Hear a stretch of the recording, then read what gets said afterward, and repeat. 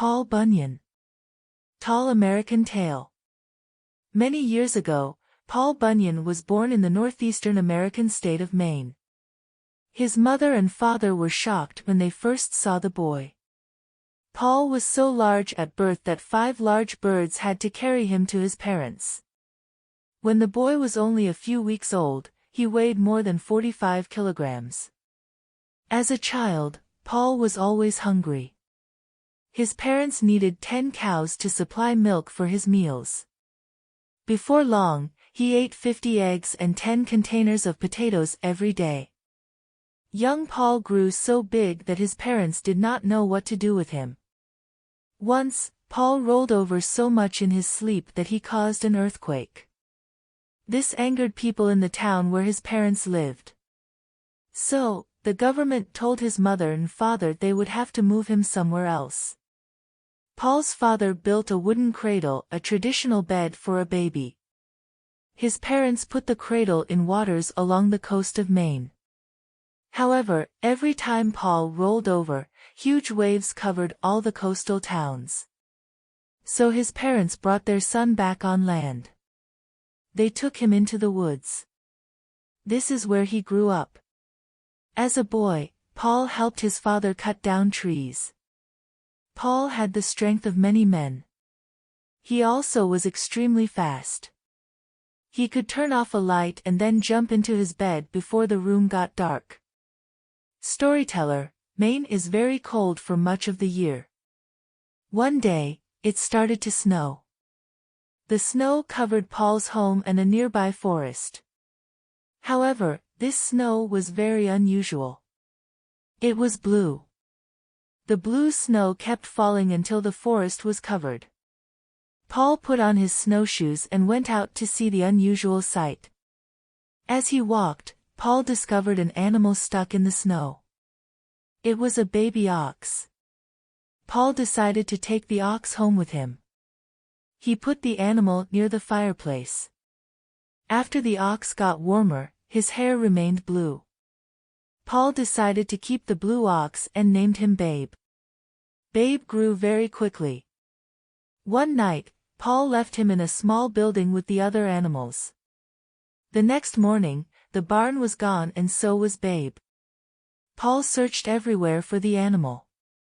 He found Babe calmly eating grass in a valley, with the barn still on top of his back. Babe followed Paul and grew larger every day. Every time Paul looked, Babe seemed to grow taller. In those days, much of North America was filled with thick, green forests.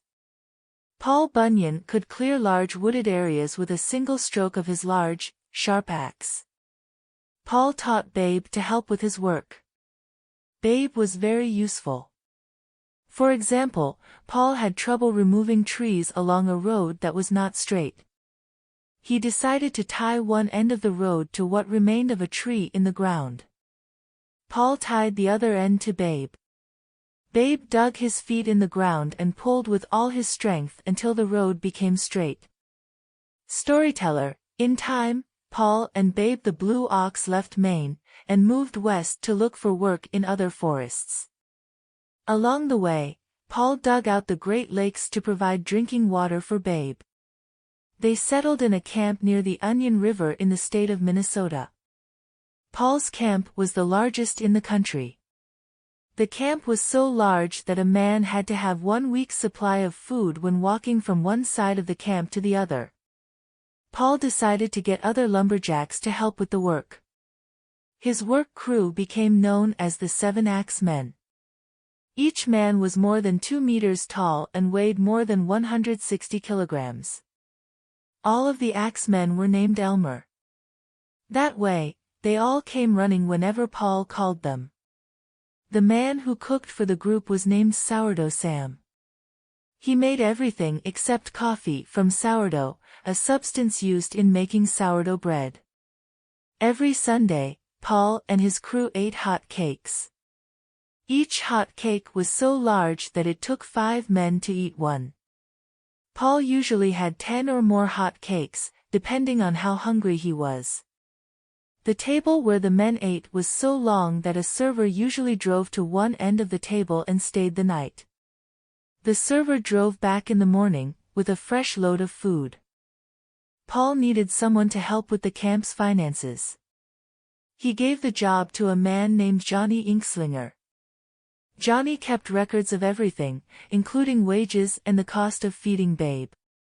He sometimes used 9 containers of writing fluid a day to keep such detailed records. The camp also was home to Sport, the reversible dog. One of the workers accidentally cut Sport in two. The man hurried to put the dog back together, but made a mistake. He bent the animal's back the wrong way. However, that was not a problem for Sport. He learned to run on his front legs until he was tired. Then, he turned the other way and ran on his back legs. Storyteller, big mosquitoes were a problem at the camp. The men attacked the insects with their axes and long sticks. Before long, the men put barriers around their living space. Then, Paul ordered them to get big bees to destroy the mosquitoes. But the bees married the mosquitoes, and the problem got worse. They began to produce young insects.